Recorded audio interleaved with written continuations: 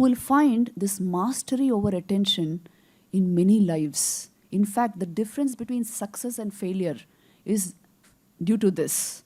You know, Vivekananda's life, you find incidents where he had achieved this complete mastery over mind and attention. I can give you one simple incident before I start with the actual mechanics of mind management. Once Vivekananda was in Meerut, and he had been visiting a library. He was a voracious reader, you see, and he would ask books from that library to be brought to him through his brother disciple Swami Akhandanandji. And the librarian, every day Swamiji would ask for a new book. He would return the book which he borrowed yesterday and ask for a new book. He was actually studying Sir John Lubbock's works. And every day a new book. So one day the librarian commented that how can this man be reading one huge volume every day? I don't think he's reading it.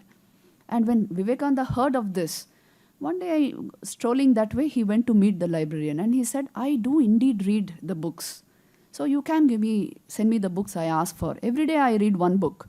And the man said, how is this possible, Swamiji?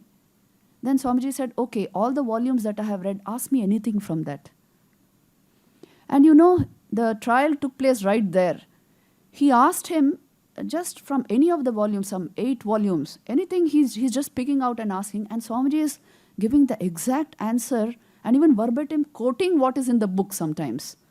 Every day, one huge volume. How is this possible? Then he asked him, this is superhuman. How are you doing it? Please tell me. And Vivekananda said, you see, just observe how a child starts learning. Initially, when you say A for apple, you introduce the child to the word apple. What does it do? It just focuses on the first letter, A. It will repeat it loudly, maybe A, then P, again P, L, E. It is focusing letter by letter. Gradually, as it grows up, it is able to focus on the word apple without going letter by letter. So also as your mental faculties increase, as your powers of concentration increase, you will focus on the whole sentence.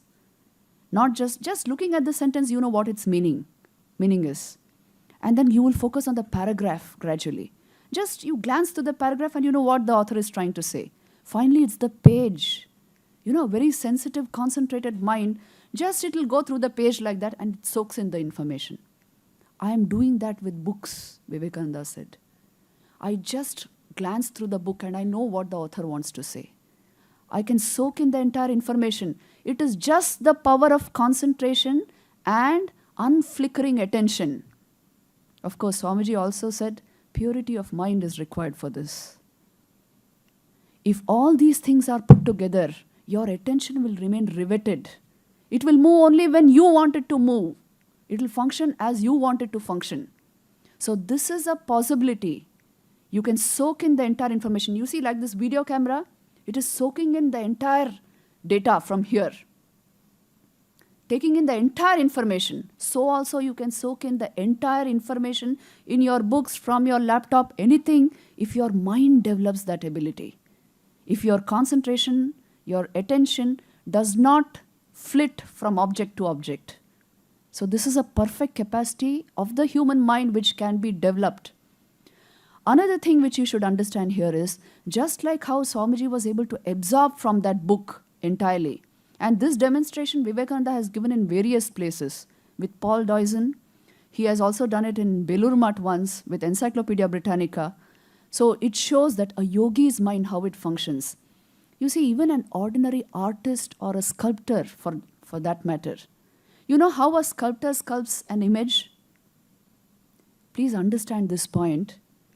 He already has created the image in his mind perfectly, as he wants it to be, in all detail. When he looks at the stone in front of him, the marble in front of him, he will only chip off what is not in his mind. He will look at the image in the stone, chip off that portion which is not the image, and the image is created. Where did it first get created? In his mind. Mind is the starting point of everything. If you want to change the world, it must first begin as an idea in your mind. Every object of the world was an idea in somebody's mind. Every creative person knows this. What is in my mind is going to come out in the image, in the sculpture, in the painting. Even a painter does this, you know. First he conceives of the perfect painting in his mind. Then, as it were, he downloads that on the canvas. So if the mind has clarity, if the mind has concentration and attention, success is only a matter of time.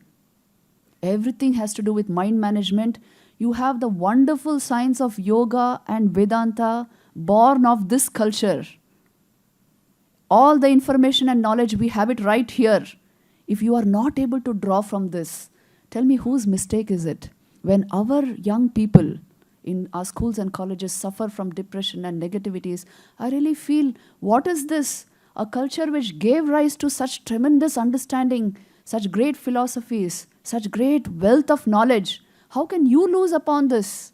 So this must become part and parcel of your educational system, of our educational apparatus. It is happening in a big way. Because you understand the importance of mind management, isn't it? And you can do this in your life.